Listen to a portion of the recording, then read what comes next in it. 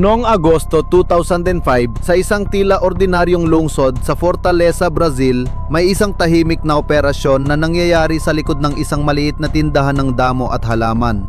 Hindi alam ng karamihan ang Grama Sintetica, isang lehitimong tindahan ng damo, ay ginawang cover-up para sa isa sa pinakamalaking pagnanakaw sa kasaysayan ng mundo.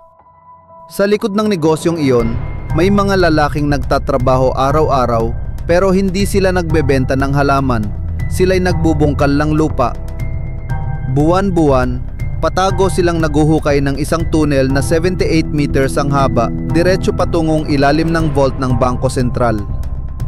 Ginamit nila ang kaalaman sa engineering, kuryente at konstruksyon.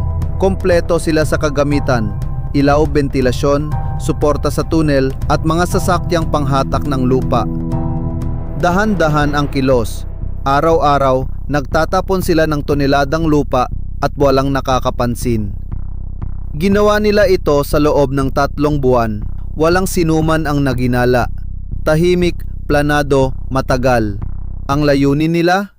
Ang vault ng Bangko Sentral na may mahigit 116 milyong real pera ng gobyerno na hindi na ginagamit pero legal pa rin at may bebenta sa black market. At dahil lumang pera ito, walang tracking device, walang serial link, perpektong target. August 6, 2005, Sabado ng gabi. Tahimik ang lungsod, pero sa ilalim ng lupa, gumagalaw ang kasaysayan. Ang grupo ng magnanakaw ay narating na ang mismong ilalim ng vault. Ginamit nila ang mga heavy-duty drill para butasin ang 1.1 metrong makapal na sahig ng vault. Gawa sa reinforced concrete.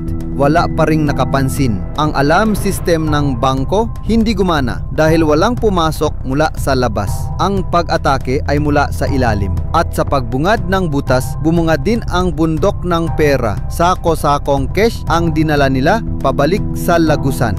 Paunti-unti, organisado, walang pagmamadali. Matapos ang ilang oras, mahigit 160 milyong real ang kanilang nailabas. Katumbas ito ng humigit kumulang 70 milyong dolyar noon. Lahat ito walang kasamang dahas, walang patay, walang sugatan, tahimik at eksaktong planado. Kinabukasan, Agosto 8, Lunes ng umaga, nadiskubre ng bangko ang krimen. Gulat ang lahat, walang sirang pinto, walang bakas ng forced entry. Pero ubos ang pera. Nang magsagawa ng investigasyon, natagpuan ang isang butas sa ilalim ng vault at mula roon ang tunel ng panlilinlang.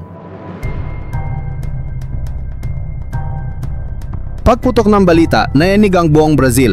Lahat ng media, headlines at balita puro tungkol sa pagnanakaw sa Bangko Sentral. Agad na nagsagawa na malawakang investigasyon ang mga otoridad. Unang target, ang pekeng kumpanya, Grama Sintetica. Doon natuntun ang mga dokumento na papakita kung sino ang mga umupa, sino ang mga tumanggap ng delivery at sino ang mga kumuha na kagamitan. Isa-isang tinuntun ang mga suspect. Mahigit 25 katao ang naaresto sa mga susunod na buwan. Ang ilan nahuli sa mga karatig bansa, ang iba napatay sa engkwentro o pinasan ng mga dating kasamahan marahil sa alitan sa hatian ng pera. Pero kahit sa dami ng nahuli, hindi pa rin na-recover ang kalahati ng perang ninakaw. Hanggang ngayong tinatayang 90 milyon real ang nawawala. Ang iba'y pinaniniwala ang ginamit sa pagbili ng ari-arian, negosyo o peking pagkakakilanlan para makatakas palabas ng bansa. Ang mastermind, marami ang sinasabing utak sa likod na operasyon pero ni isa sa kanila ay hindi napanagot ng buo. Para sa iba, sila'y alamat na, para sa batas, sila'y kriminal na patuloy na hinahanap.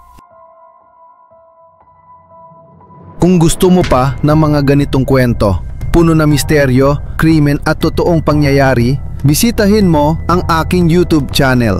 Doon, mas marami ka pang matutuklasan. Huwag kalimutang mag-subscribe at i-on ang notification bell para updated ka lagi. Salamat sa panonood.